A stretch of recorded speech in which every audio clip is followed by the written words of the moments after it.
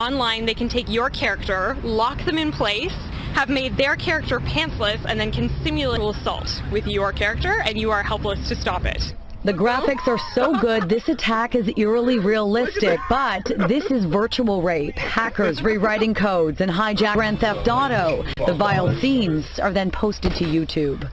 That's deplorable and should not be allowed anywhere. Like, they should be banned off the servers immediately.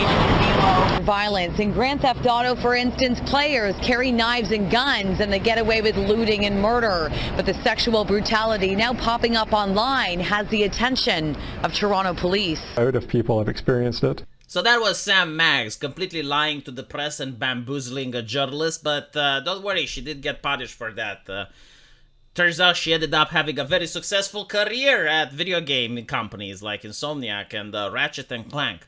I remember reading about her saying how she vehemently complained about the female character being overly sexualized, and that game didn't sell very well. You know, maybe that over-sexualization could have drive a couple of sales.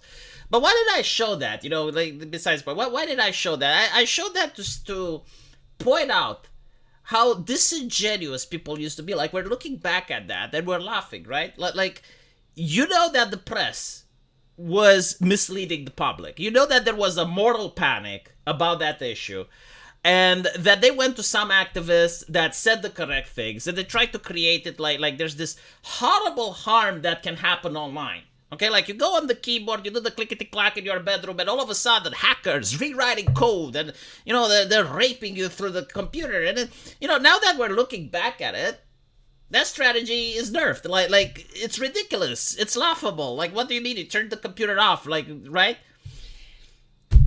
It came back. It came back in the UK. Apparently, actual police officers are being involved, and yet again, the press are writing these headlines that are just beyond ridiculous, beyond childish. I mean, look, I can prove to you why I can't take it seriously. I was raped in VR. Like, first of all, rape can't happen in VR. Like, by the very definition, like, open the criminal code book, right, in whatever country you're from, and see what it says, and tell me if it can happen in the VR. But secondly, right, like, trust me when I say it's very real. It's like some Johnny Quest adventure bullshit. If you genuinely believe that what happens in VR is real, all right, well, let me show how I can prove just how ridiculous it sounds. If it's real, how about we have, like, the VR police?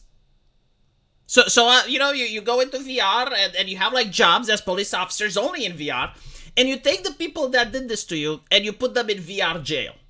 And that is the adequate punishment that we should have, right, for people who do VR stuff. Like, if you commit a crime in VR, you get taken and you put placed. It sounds ridiculous, doesn't it? Right? Because the accusation as well is dumbfounded. So, the reason that you can't take this seriously is because you just remove the headset. Like, you cannot be forced to do something when you can turn it off. Like, you can literally just pull off the headset, right? But that doesn't give clicks. That doesn't generate actual buzz. It doesn't give you ads on the Telegraph or on this publication that's posting this nonsense. And they want to create this moral panic. Now, the reality is most people do not know how VR operates. Just like back then, most people didn't understand what GTI is. They didn't understand what modding is. So it sounds believable, right? But when you actually know, like apparently this happened in Zuckerberg's Meta. Like, Zuckerberg's Meta even has, like, a safety zone around the avatar where you can only allow your friends to come in. The graphics are just atrocious. I mean, I know games from 2016 that look better than Zuckerberg's Meta. So the very idea, like, that someone got molested in Meta, of all places, get the fuck out. Like, you are banking on people's ignorance. They do not understand the medium. They do not know what it is. You know, like, fine. I can get if you do something inappropriate on a platform and you get banned, but to involve the real police with it.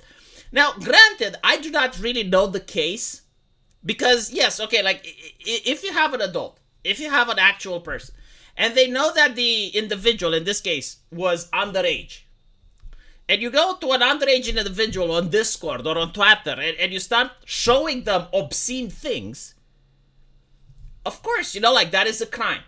But that is not how the newspapers are presenting it. The way the newspapers are presenting it is that this is like some sort of new phenomenon. It's some sort that never happened on the internet. It's like, first of all, yeah, like I don't think that a minor should be able to use the internet, especially not without parental supervision, right? So if this is a girl under the age of 16, like why was she on Meta without parental supervision to begin with? Like, this is the question that we should ask. It's not like why Zuckerberg wasn't protecting 16-year-olds. And by the way, you know, like when it comes to Facebook and Meta, like I hope it fails. I hope it goes bankrupt. You know, more bad press is good news. Like, okay, fine. But it's difficult not to at least try and be realistic about the situation. Like no matter the system in place, Meta is never going to be able to protect your child. And you shouldn't even want that. You shouldn't want a corporation to do parenting for you. Like, you as the parent should be able... And by the way, we live in the age of 2024 where you can literally install a program on your kid's laptop or your kid's phone, which is going to dial back home and is going to show you on your own personal phone literally everything that your child does. Like, there is no more excuse. It's like, oh, I'm at work, so I don't know. Like, no, literally, you can just have like this program installed on the laptop that you buy to your kid. And then you can literally see what they're browsing, what they're seeing, what they're talking, who they're talking with. It's very important as a parent. If you don't know how to do it, like ask ChatGPT, it will tell you. So like this nonsense, it's like, oh, well, no, it's like, well, what were the parents doing? But now apparently they're trying to create this moral panic and they're trying to say, oh, well, for the first time ever, like cops are investigating the first VR crime. And it's like, okay, the concept of a VR crime sounds stupid. It's still an internet crime if it happened, right? Like if the person knew that the individual is underage and they did something inappropriate, which, by the way, I don't even know, like, what exactly can you do inappropriate on Meta?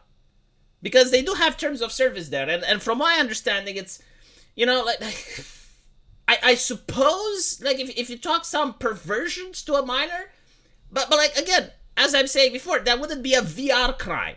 It wouldn't be like, that would be like the same, like, calling up someone over the phone, finding out that is a child, and then you start saying perversions to it. Like, that already is a crime, right? And like, just because you have a new method of communication, which is VR, that's different. But to say like, oh, the child was traumatized because it's VR. Come on, you know, like, you pull the headset off, right? And you just take the headset off. It's like, oh, you close the screen, you close the computer. Am I being unreasonable? Like, is this some new type of knowledge that only I believe in, you know? I guess maybe because I grew up in the 90s and the world was a much more dangerous place back then. But if I were to have a child, I would definitely teach them to do the same things. It's like, listen, if you're ever in any danger with VR, just take it off. The way, you know, and by the way, like, the journalist's like, oh, victim blaming and stuff. Like, lady, you know, if it was what you're saying, if it literally was that like, VR is so realistic, I mean, the not safe for work market would explode. Do you understand this? If what you're saying is true, it's like if you're seeing anything sexual in VR, it's so like bizarrely realistic. I mean, holy shit! Like everyone would buy a VR. Like that would be, you know, Meta wouldn't be such a failure. Like they're basically sitting on a gold mine. All they have to do is to allow adults to view adult things, and then they would manage to make a lot of money. They would have to Gabe Newell it. Right, like Zuckerberg is sitting on a gold mine. All he has to do is to Gabe Newell it. It's just he's too dumb to do it. He just doesn't understand. In reality, Meta is shit. I wouldn't be surprised if this isn't like some sort of sponsored content just to get people to talk about Meta, which is, you know, a complete failure as a platform. And I could have told them that they would fail since they started it. I mean, Meta, Facebook, right? It's for old people. Right? Like boomers use it. To convince a boomer to put on a headset for VR, which has like 6 or 7 different cords that you need to attach to different... When VR is going to become just a pair of glasses that you put on, then it's going to be popular. In the meantime, the press can shill it as much as they want with all of this clickbait nonsense. Let me know what you guys think, though. And as usual, I will see you in the comment section. Take care.